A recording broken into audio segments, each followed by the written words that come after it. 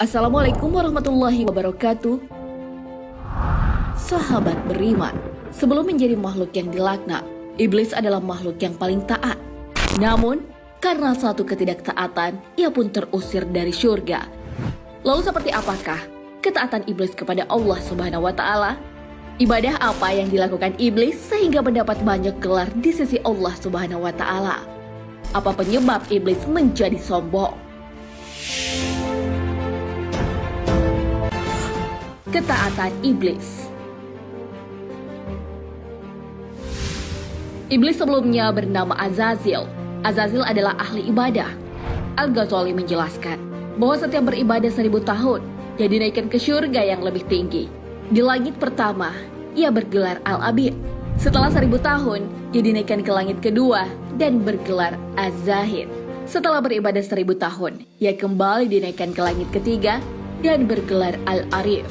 Di langit keempat, ia bergelar Al-Wali. Sedangkan langit kelima, ia bergelar At-Taqi.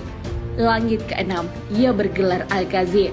Terakhir, di langit ketujuh, gelarnya berubah menjadi Azazil.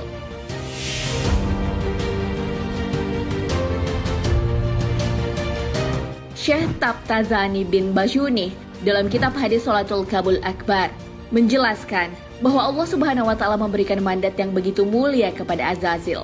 Ia menjadi penjaga pintu selama 40.000 tahun, hidup berdampingan dengan malaikat selama 80.000 tahun, dan menjadi penasehat malaikat selama 20.000 tahun. Ia juga menjadi pemimpin para malaikat selama 30.000 tahun. Tak hanya itu, ia juga mengelilingi arsy selama 14.000 tahun.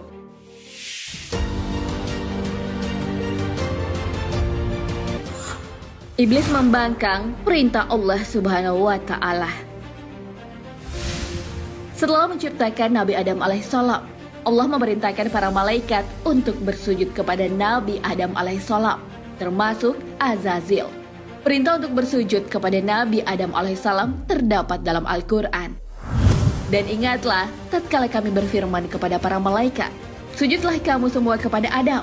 Lalu mereka sujud kecuali iblis. Dia berkata, apakah aku akan sujud kepada orang yang engkau ciptakan dari tanah? Al-Quran Surah Al-Isra ayat 61.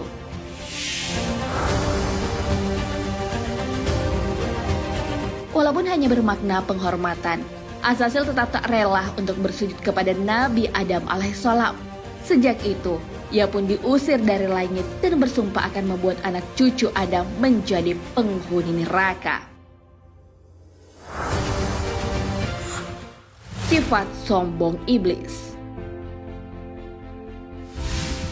Iblis merasa lebih baik karena diciptakan dari api, sedangkan Nabi Adam alaihissalam dari tanah. Kesombongannya inilah yang menjadikan ia dilaknat oleh Allah Subhanahu wa Ta'ala. Karena terusir, ia pun akan masuk ke dalam neraka bersama manusia yang mengikutinya. Hal ini sesuai dengan firman-Nya. Tuhan berfirman, "Pergilah, barang siapa di antara mereka yang mengikuti kamu, maka sesungguhnya neraka jahanam adalah balasanmu semua, sebagai suatu pembalasan yang cukup." Al-Quran Surah Al-Isra ayat 63. Sumber kesombongan. Dalam Mausu'ah Al-Kisanzan, Syekh Muhammad bin Abdul Karim mengutip perkataan Syekh Muhammad bin Ali Al-Ilmi, yaitu sumber kesombongan berawal dari 4 hal ini. Saya, aku memiliki, saya mempunyai, kami. Maksud dari perkataan Syekh Muhammad bin Ali Al-Ilmi adalah kesombongan berawal dari keempat kata tersebut. Inti dari keempat kata itu adalah merasa dirinya lebih hebat dan sifat keangkuhannya sangat melekat. Kata aku atau saya pertama kali digunakan oleh iblis. Hal ini sesuai firman-Nya. Allah berfirman, apakah yang menghalangimu untuk bersujud kepada Adam di waktu aku menyuruhmu? Menjawab iblis, saya lebih baik daripadanya. Engkau ciptakan saya dari api, sedang dia engkau ciptakan dari tanah. Al-Quran Surah Al-A'raf ayat 12.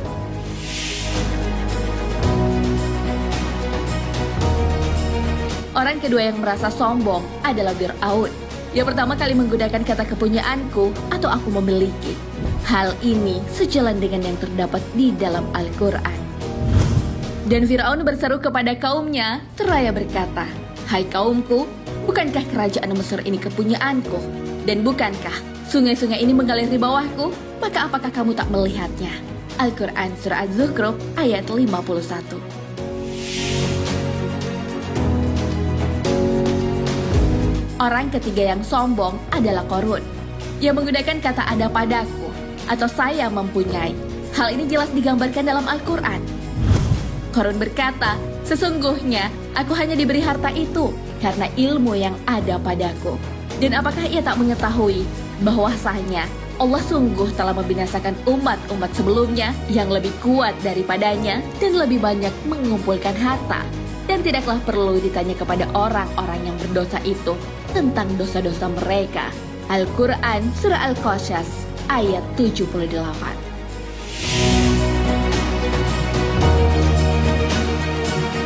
Yang keempat adalah kaum Ratu Bilqis. Mereka merasa sombong dan menggunakan kata kami atau kata kita. Hal ini diabadikan dalam Al-Quran. Mereka menjawab, kita adalah orang-orang yang memiliki kekuatan dan juga memiliki keberanian yang sangat dalam peperangan. Dan keputusan berada di tanganmu, maka pertimbangkanlah apa yang kamu perintahkan. Al-Quran Surah An-Naml ayat 33.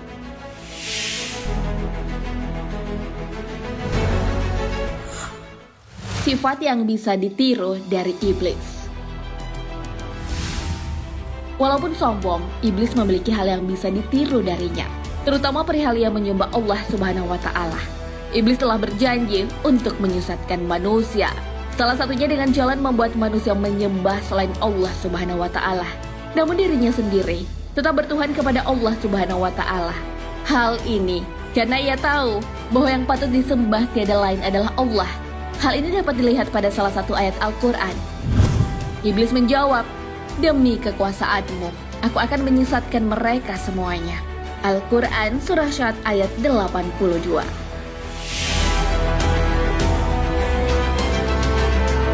Melalui sumpahnya itu, iblis menggunakan kata kekuasaan yang menunjukkan kehambaan dan sekaligus sebagai pujian. Hal ini menandakan bahwa bagaimanapun kondisinya, yang ia percaya hanyalah Allah Subhanahu wa Ta'ala. Hal kedua yang bisa ditiru dari iblis adalah ia takut kepada Allah Subhanahu wa Ta'ala. Sebagian manusia mengetahui bahwa Allah memiliki larangan dan perintah, namun hanya sedikit yang melaksanakan karena tak takut pada Allah Subhanahu wa Ta'ala. Lain halnya dengan iblis. Walaupun ia membangkang, tapi sesungguhnya ia sangat takut pada Allah. Hal ini sesuai dengan firman-Nya. Dan ketika setan menjadikan mereka memandang baik pekerjaan mereka dan mengatakan, tak ada seorang manusia pun yang dapat menang terhadapmu pada hari ini. Dan sesungguhnya, saya ini adalah pelindungmu. Maka tatkala kedua pasukan itu telah dapat saling lihat-melihat atau berhadapan, setan itu balik ke belakang seraya berkata, sesungguhnya, saya berlepas diri daripada kamu. Sesungguhnya, saya dapat melihat apa yang kamu sekalian tak dapat melihat. Sesungguhnya, saya takut kepada Allah, dan Allah sangat keras siksanya. Al-Quran Surah Al-Anfal ayat 48.